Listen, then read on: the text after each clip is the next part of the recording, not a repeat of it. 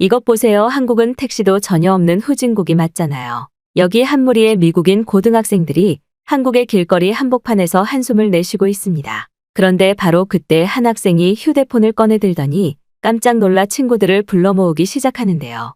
미국인 학생들은 대체 한국에서 어떤 장면을 목격했던 것일까요? 안녕하세요. 저는 현재 미국의 예술고등학교에서 바이올린을 전공 중인 그레이스라고 합니다. 최근에 저는 제 인생 처음으로 단체 콩쿠르 대회에 참가하기 위해 한국을 가게 되었고, 이때의 경험은 제가 미국의 고등학교를 스스로 자퇴하는 결정을 내리게 되는 아주 중요한 계기가 되었는데요.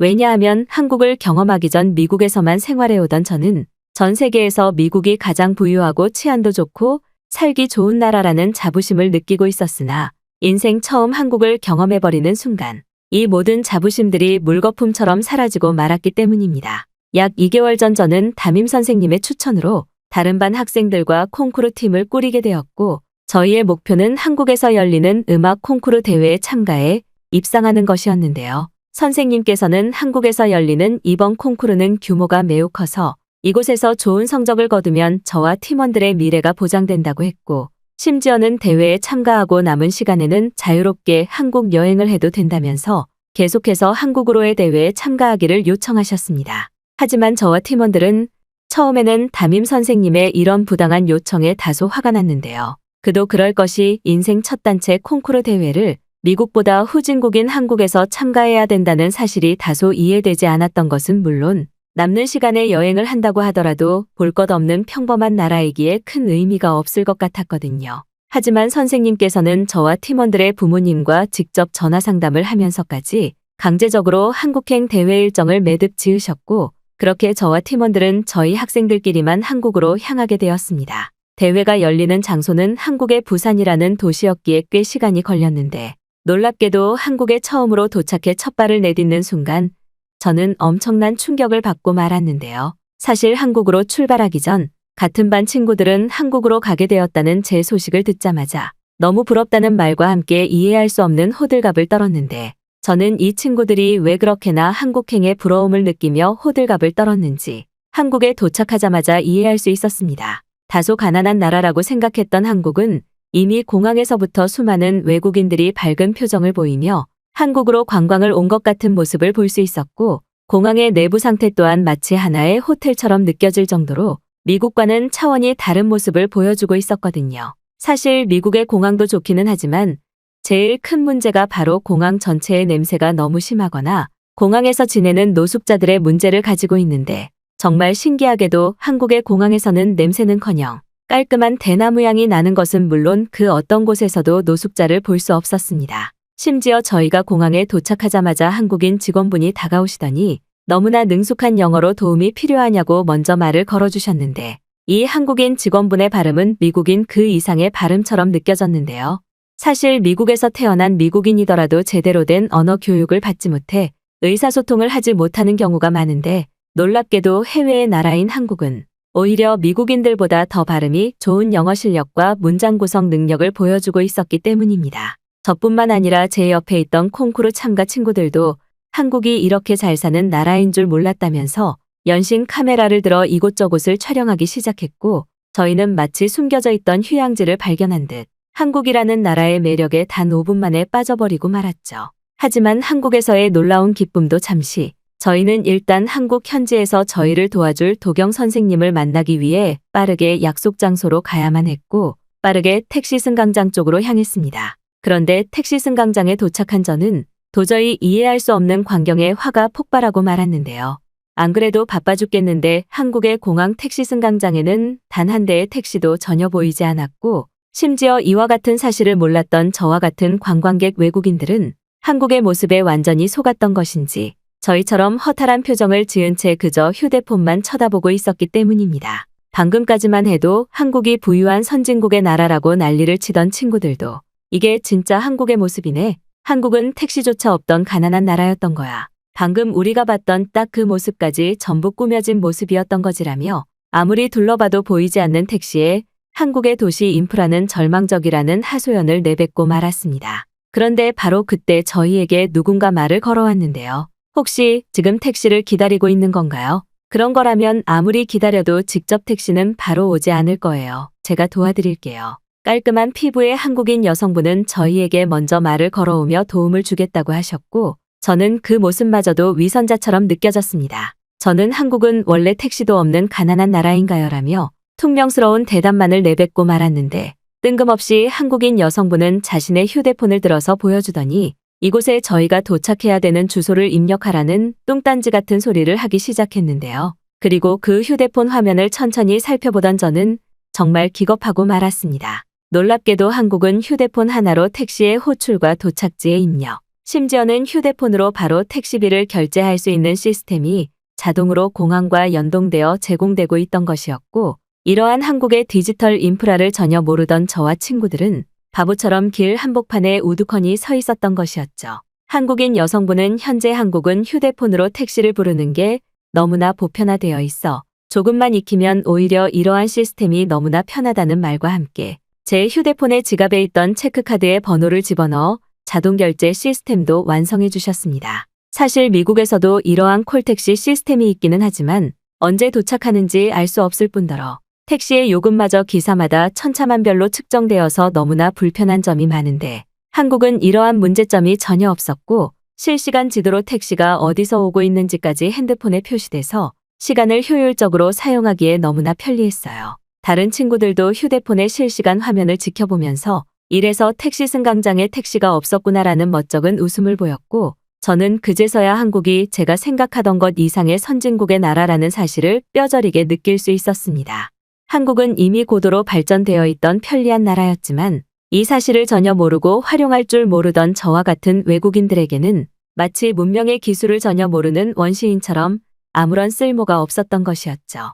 그 후 약 5분 뒤 한국인 여성분의 도움으로 택시는 저희 바로 앞에 도착했고, 저는 5분 만에 택시가 도착하고 따로 목적지도 말할 필요 없는 한국의 놀라운 디지털 택시 시스템에 감사한 마음마저 생기고 말았습니다. 미국처럼 불편하게 가격을 흥정할 필요 없이 휴대폰에는 이미 도착지까지의 예상 결제 금액마저 찍혀 있어서 한국이 얼마나 치안의식이 좋고 시민의식이 뛰어난 나라인지 그 한 장면만으로 모든 것을 이해할 수 있을 정도였어요. 그렇게 저희는 약 30분이 걸려 도경 선생님과의 첫 번째 약속 장소에 도착할 수 있었는데, 택시의 문을 열고 나오자마자 저는 또 다시 당황하고 말았습니다. 저희의 대회 참가를 돌봐주기로 하셨던 한국인 도경 선생님께서는 약속 장소로 한 카페의 주소를 보내주셨는데, 그곳에는 수십 명의 한국인들이 야외 테라스와 카페 내부에 앉아 하나같이 콘센트의 전기를 사용하며 자신의 휴대폰과 노트북을 충전하고 있었기 때문인데요. 이건 미국에서는 절대 상상도 할 수 없는 장면이었을 뿐더러 심지어 야외에서 커피를 마시고 있던 한국인들은 자신의 노트북을 테이블 위에 올려놓고 신경도 쓰지 않은 채 먼 거리에서 전화통화를 하는 모습은 거의 충격에 가까웠습니다. 사실 미국에서는 카페가 단순히 커피를 마시는 공간 정도로만 여겨지고 있기에 한자리에 30분 이상 오래 앉아있으면 대놓고 눈치를 주는 것은 물론 가끔은 아주 직설적인 추가 비용 팁을 요구하기도 하는데요. 심지어 한국처럼 콘센트를 이용해 배터리를 충전하는 것은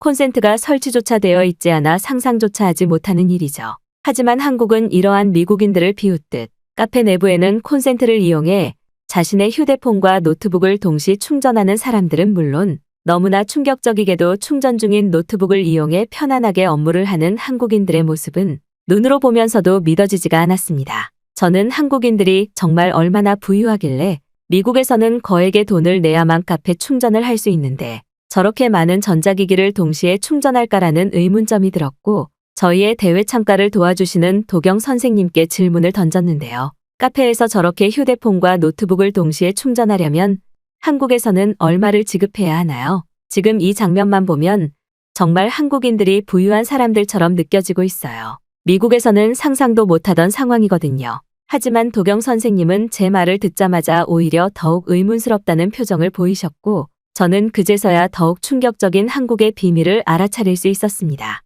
도경 선생님은 다소 황당스러운 표정으로 저를 쳐다보더니 카페에서 전자기기 충전은 당연히 무료이고 너무 과하게 충전하지만 않는다면 오히려 카페에서 업무를 하는 것은 한국인들에게 너무나 평범한 일과 중 하나라는 말과 함께 미국처럼 휴대폰과 노트북을 훔쳐가려는 전문 범죄 집단조차 없어서 걱정할 필요가 전혀 없다는 설명을 해주셨어요. 그리고 저와 친구들은 그 순간 미국에서 가져오던 가치관이 송두리째 뒤틀리는 경험을 하고 말았습니다. 상식적으로 생각했을 때 한국이 미국보다 부유하거나 도시 인프라가 안정화되어 있지 않다면 절대 불가능한 시스템이나 마찬가지였기에 한국인들이 무료로 카페의 콘센트를 이용해 자신의 전자기기들을 충전하는 것은 이미 그 모습 자체만으로 한국이 미국을 뛰어넘은 것이나 다름없었기 때문이죠. 심지어 도경 선생님께서는 카페의 내부에 무료 와이파이와 화장실까지 제공되고 있으니 여기서 편하게 음악대회 일정에 관해 얘기를 하고 들어가자고 했고,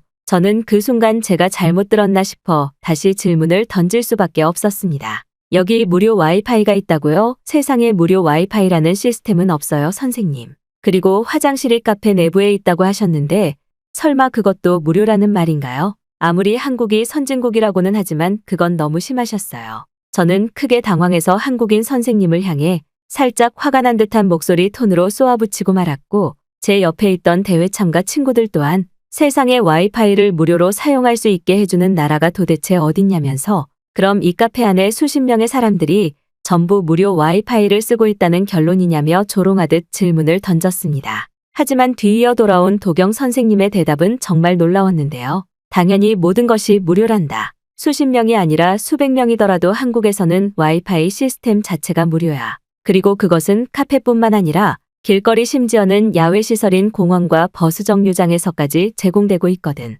그랬습니다. 한국은 이미 모든 디지털 기술력이 미국을 앞서 있던 상태였고 이것조차 모든 것이 상향 평준화되어 한국에서는 와이파이 시스템 자체를 무료로 사용할 수 있는 기술 수준에 도달해 있던 것이었죠.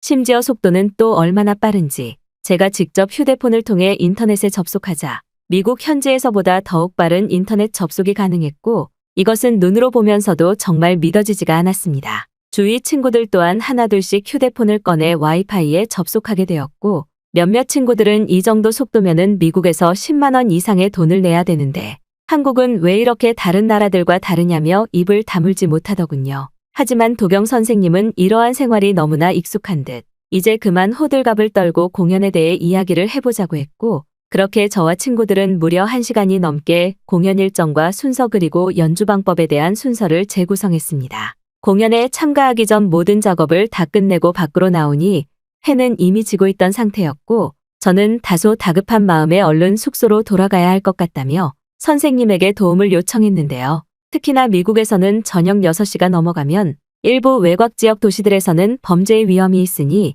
얼른 집으로 들어가라는 방송 사이렌이 들릴 만큼 저녁 시간이 상당히 경계되는데 이상하게도 한국인들은 그러한 대피 모습을 전혀 보여주지 않았거든요. 오히려 도경 선생님께서는 이제 6시밖에 안 됐는데 벌써 호텔로 가기에는 너무 아깝지 않냐는 말과 함께 자신의 집에서 단체 연습과 개인 연습이라도 해보자는 말도 안 되는 제안을 하셨습니다. 상식적으로 집에서 어떻게 그 시끄러운 음악 연주를 할 수 있다는 것인지 미국에서조차 저희는 학교 연습실을 빌렸을 때에만 단체 연습을 해왔는데 도경 선생님은 그런 건 전혀 걱정하지 않아도 된다며 악기를 챙겨 빨리 자신을 따라오라고 하셨죠. 저뿐만 아니라 다른 친구들까지도 이렇게 저녁 늦게까지 밖을 돌아다니는 것은 처음이라 주의를 경계한 채 선생님을 따라갔는데 놀랍게도 길거리에 있던 한국인들은 오히려 낮보다 더욱 활기찬 모습을 보이고 있었습니다. 심지어 한국에서는 범죄의 위험성이 아예 없는 것인지 저와 나이가 비슷해 보이는 한국인 고등학생들까지도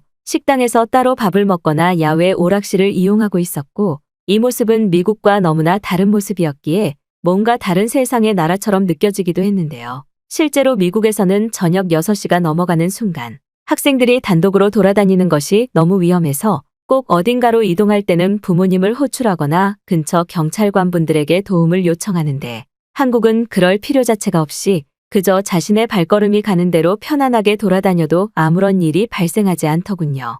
저와 제 친구들은 이게 정말 선진국인 나라의 특징이 아니겠냐면서 그동안 미국에서 시간에 압박당해 살아오던 지난날이 후회스러웠고 만약 한국에 단기 이민을 온다면 하루의 시간이 미국에서의 활용도보다 2배가 되지 않을까라는 놀라운 생각이 들기도 했습니다. 그도 그럴 것이 이미 길거리의 한국인들은 저녁 시간도 낮과 똑같이 자신의 업무에 활용하거나 여유를 즐기고 있었고 이러한 한국인들의 저녁이 있는 삶은 그 모습을 보는 것 자체만으로 미국인으로서 부러움이 느껴졌거든요.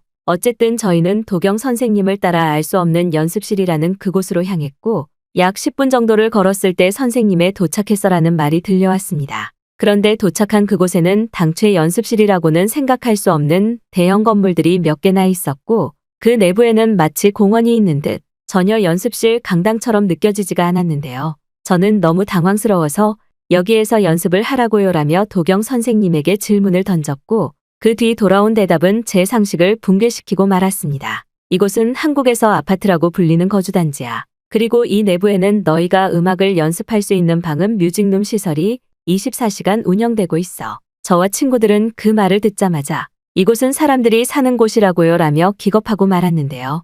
그도 그럴 것이 한국의 아파트라는 주거 방식은 미국의 초고층 빌딩이라고 할 수 있는 건물들이 최소 4개는 넘게 모여있던 것은 물론 그 내부에 차가 다니지 않는 공원까지 설치되어 있어 마치 하나의 휴양지처럼 느껴졌기 때문입니다. 미국에서는 아무리 부자라도 그저 그런 주택 주거 방식을 벗어나지 못하는데 한국은 정말 얼마나 상식을 뛰어넘은 나라인지 아파트라는 주거 방식은 정말 하나의 디즈니랜드처럼 느껴질 정도로 그 내부는 여행지에 가까웠어요. 선생님께서는 걸어가는 동안 아파트를 소개해 주겠다면서 아파트 내부의 이곳저곳을 보여주셨고 그 중에서도 디지털 방식으로 음식물 쓰레기를 버릴 수 있는 시스템은 정말이지 믿어지지가 않았습니다.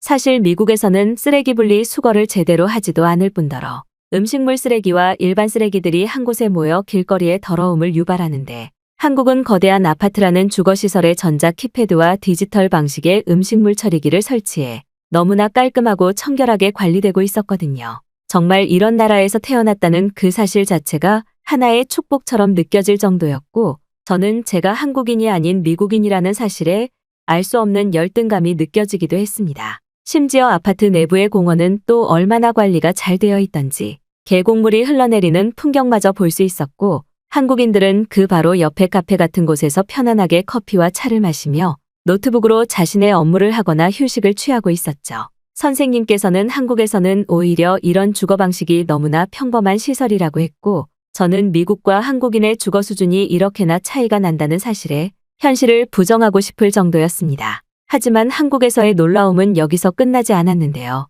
약 30분 정도 아파트를 구경한 뒤 곧바로 지하 연습실로 가자던 선생님께서는 뜬금없이 아파트 내부에 있던 엘리베이터를 타시더니 지하로 내려가기 시작했거든요. 그리고 저는 엘리베이터의 문이 열리자마자 눈앞의 광경을 믿을 수가 없었습니다. 놀랍게도 한국은 아파트 지하의 커뮤니티 시설이라는 분류로 헬스장과 수영장 심지어는 탁구장과 골프장까지 설치되어 있던 것은 물론 충격적이게도 사우나와 목욕탕까지 운영되며 정말 하나의 도시 그 자체의 모습을 보여주고 있었는데요. 퇴근 시간이어서 그랬던 것인지 그곳에는 이미 많은 한국인들이 저마다의 스포츠를 즐기며 스트레스를 없애고 있었고 그들의 모습은 단 한 번도 보지 못한 부유한 선진국 시민의 모습과 다름이 없었습니다. 그리고 놀랍게도 지하실의 안쪽까지 더 걸어 들어갔을 때 저는 뮤직룸이라고 적힌 놀라운 시설을 마주할 수 있었죠.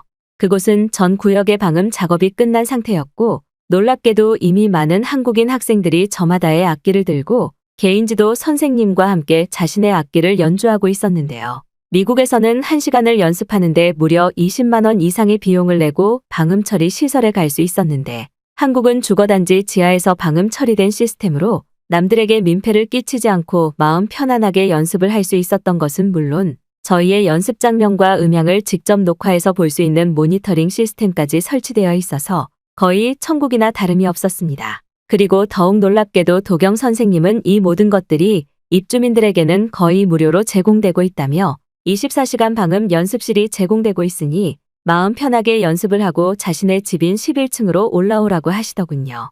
상식적으로 생각했을 때 한국에서 악기 연습을 한다면 굳이 연습실을 빌릴 필요도 없이 주거지 바로 밑에 지하에서 편하게 하루 종일 연습이 가능했고 저는 그 순간 왜 한국인 친구들의 콩쿠르 성적이 그렇게나 좋았는지 그제서야 이해가 되기 시작했습니다. 이런 시설이 무료로 개방되고 주거지 지하에까지 있다면 연습을 안 할 이유가 없었을 뿐더러 저녁 시간만 되면 제대로 된 시설이 없거나 치안의 위험으로 연습할 수 없는 미국과는 그 수준 자체가 달랐기 때문이죠. 그렇게 저와 친구들은 2일 뒤에 있을 한국에서의 콩쿠르 대회 참가를 위해 그 연습실을 이용해 너무나 마음 편하게 연습을 할 수 있었고 시설이 좋고 시간마저 무한이어서 그랬던 것인지 거의 7시간이 넘는 단체 연습을 진행하고 말았습니다. 하지만 확실한 방음 시스템으로 그 누구도 저희의 연습을 방해하지 않았고 저희 또한 소음의 민폐에서 벗어날 수 있는 한국 아파트의 뮤직룸 시설에 감탄하고 말았죠. 저는 곧바로 제 SNS 계정에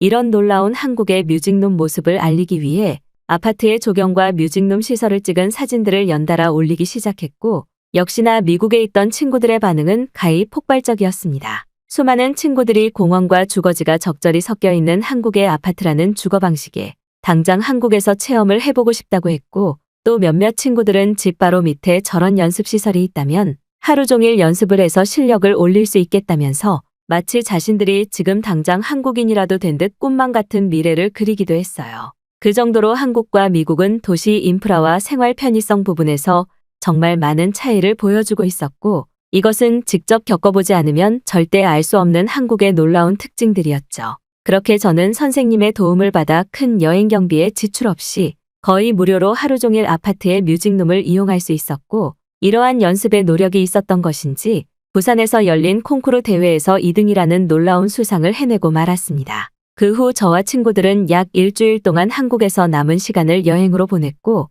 그 사이 저뿐만 아니라 대다수의 친구들이 한국으로 음악 유학을 오고 싶다며 진지한 인생의 전환점을 계획하게 되었죠. 지금 현재는 마지막 졸업 시즌을 앞두고 있어 미국으로 돌아와 있는 상태이기는 하지만 저는 조만간 고등학교를 졸업하자마자 친구들과 함께 졸업여행으로 한국을 길게 다녀올 계획입니다. 제가 겪었던 나라들 중 한국 같은 선진국은 전혀 없었기에 이번에는 정말 한국인들의 생활을 직접 체험하는 체험여행을 시도해보고 싶으니까요.